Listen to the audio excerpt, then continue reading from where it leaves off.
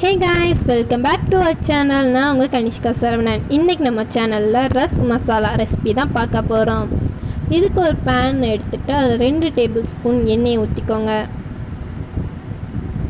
எண்ணெய் நல்லா சூடான அப்புறம் நம்ம கொஞ்சம் கடுகு சேர்த்துக்கலாம்.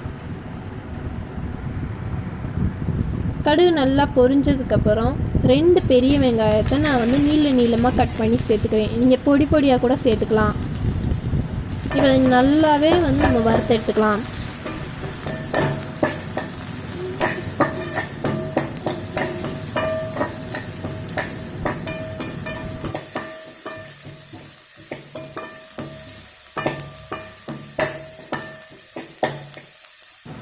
இப்போ நம்ம போட்ட வெங்காயம் நல்லாவே ஃப்ரை ஆயிடுச்சு. இப்போ 2 தக்காளி நான் எடுத்திருக்கேன். அதை நான் நீளமாக கட் பண்ணிக்கேன். உங்களோட சாய்ஸ், நீங்கள் பொடி பொடியாக கூட கட் பண்ணிக்கலாம். இப்போ நம்ம போட்ட தக்காளியும் நல்லா வேகட்டும். நல்லாவே கிண்டி விட்டுட்டுங்க. இப்போ பாருங்கள், அந்த தக்காளியில் இருக்கிற சாரெலாம் நல்லா இறங்கி அதுவும் நல்லா வெந்துடுச்சு. இப்போ தேவையான அளவு உப்பு போட்டுட்டு உங்களுக்கு தேவைக்கேற்ற அளவு காரம் போட்டுக்கோங்க. நாங்கள் கொஞ்சம் காரம் நிறையாவே சாப்பிடுவோம், அதனால் நான் 2 டேபிள் ஸ்பூன் போட்டிருக்கேன். இப்போ இதை நல்லா மிக்ஸ் பண்ணிடலாம். மிக்ஸ் பண்ணதுக்கப்புறம் நம்ம கட் பண்ணி வச்ச ரஸ்க் எல்லாத்தையும் சேர்த்துருங்க.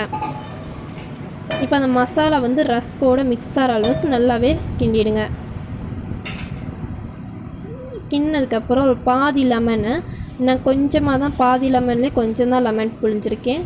உங்களுக்கு தேவையான அளவு லெமன் கூட நீங்கள் புழிஞ்சிக்கலாம். இது ஆப்ஷன் தான், வேணும்னா சேர்த்துக்கலாம்.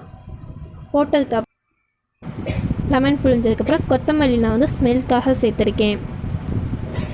கொத்தமல்லியும் போட்டு நீங்கள் நல்லாவே மிக்ஸ் பண்ணி விட்ருங்க. அவ்வளோதான், நம்ம ரஸ்க் மசாலா ரெடி. இப்போ அதை நீங்கள் பிளேட்டிங் பண்ணிடலாம். இந்த வீடியோ உங்களுக்கு பிடிச்சிருந்துச்சுன்னா மறக்காமல் லைக் பண்ணுங்கள், கமெண்ட் பண்ணுங்கள், ஷேர் பண்ணுங்கள். மறக்காமல் சப்ஸ்கிரைப் பண்ணிவிடுங்க.